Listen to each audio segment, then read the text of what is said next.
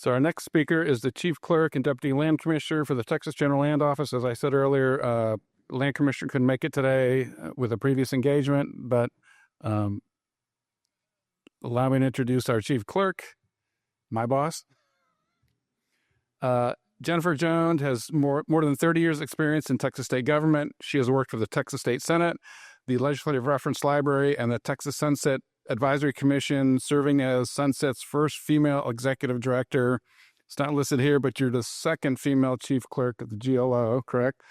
She joined the GLO in 2023 with Commissioner Buckingham as Deputy Director of Government Relations, then was named Deputy Land Commissioner and Chief Clerk.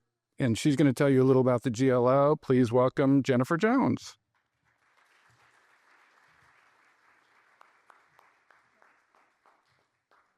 All right. Good morning still. It's great to see so many of you here today. I am Jennifer Jones, Chief Clerk, Deputy Land Commissioner, and I'm very pleased to be here. This is my second time to be at the symposium. I was here last year. I was told to give a little background on myself, but Mark just did a really good job of my career path, I guess. I am a native Texan. I was born in San Antonio, raised here in Austin, so I'm not a pure unicorn. I was not born in Austin and raised in Austin, but I've been here a very long time. And as Mark said, I've spent most of my time around the Texas legislature, and then just recently, compared to 30 years or 30 plus years with the legislature, moving over to the General Land Office with Commissioner Buckingham. I had at the Sunset Commission, she served both as a public member of the Sunset Commission, and then when she was elected senator, she served on the Sunset Commission again as senator. And that's where we met and developed a really great working relationship of looking at ways to make state government work better. And so came over with her. One of the other interesting things is with my tenure at Sunset, I was what you would call a must hire. My father worked for state government for a number of years, and he was head of the Texas Employment Commission, which is now the Workforce Commission at the time. And so he asked a friend of his, which was Bill Wells, the executive director of Sunset Commission at that time, could you please find a summer job for my daughter? And he said, yes, she can be our front desk receptionist at the Sunset Commission during the summer. And so I started there, fell in love with the work that the Sunset Commission did, went to graduate school. They kept me on through all of that. And I left there 30 years later as the director of Sunset to come to the General Land Office. And I will say the General Land Office is definitely, I've seen most state agencies in Texas, the most diverse state agency in Texas. It's amazing everything that I didn't know about the General Land Office when I got there. We had only looked at it twice in little pieces at Sunset and didn't know all the different departments that they have and now we have. And I get to work with all of those departments every day. And it is a diverse and interesting group. And Mark has already highlighted, he stole some of my thunder again earlier, all of the great things that our Heritage Department does. You've certainly heard about our new published book and the Commissioner's Map, the Alamo Defender's Map, as well as the ornament that comes off of the map, the compass of the map, which I may get another one so that I could have a set of earrings. We'll see. Thinking about it. Depends on how heavy they are. So we'll see.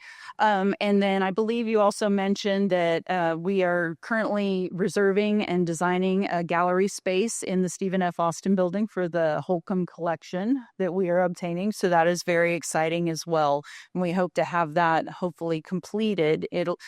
Texas Facilities Commission is another state agency we work with, and they do all the work inside our building. So it takes them a little longer to create that gallery space, but we're hoping within 2 to 3 years that will be completed. And we will hopefully be displaying some of those maps before then. We are working on that too. But with all of that said, and the amazing work our Heritage Department does, a few other things I wanted to highlight in those other departments that we do have at the General Land Office. You certainly know the Heritage Department does the Alamo Complex, which we are still right in the midst of the $550 million restoration of that. And it was mentioned that the commissioner will be there on Tuesday dedicating the cenotaph, which was fully restored. Every brick, every facade, all the inside, the cracks Mark talked about have been fixed.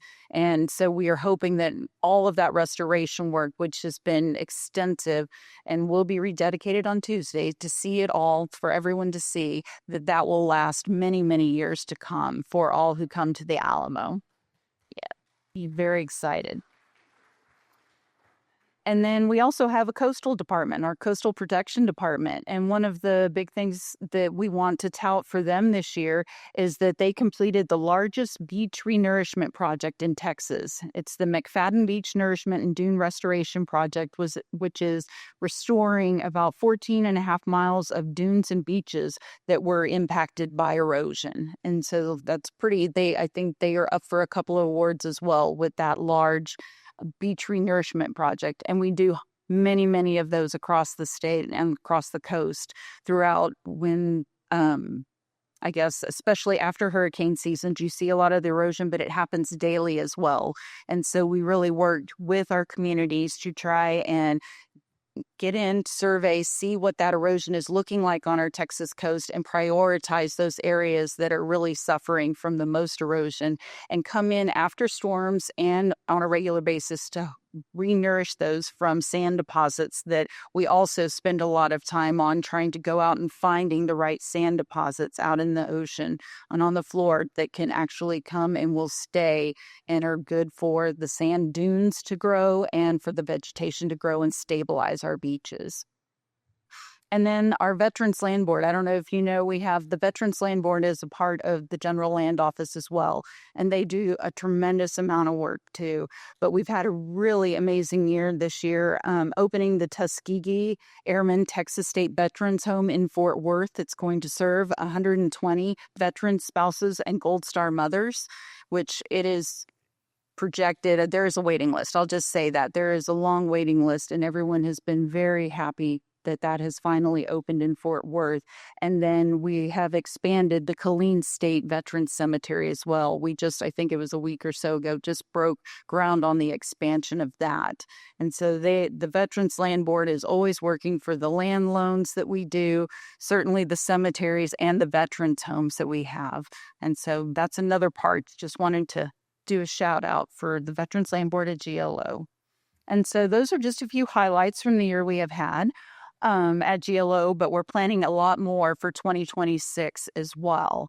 But before I said I'd be brief, but before I turn you over to lunch, I do want to take one more time for us to help, thank our sponsors, and certainly for this amazing venue. And hopefully y'all got to explore some of the Bullock Museum, our platinum sponsor, in some of the displays. I just took a quick run around real quickly. I haven't been in here in a little while, and hopefully we'll spend a little more time seeing it. And as you know, there are several books and ornaments and all sorts of things available at the gift shop downstairs too.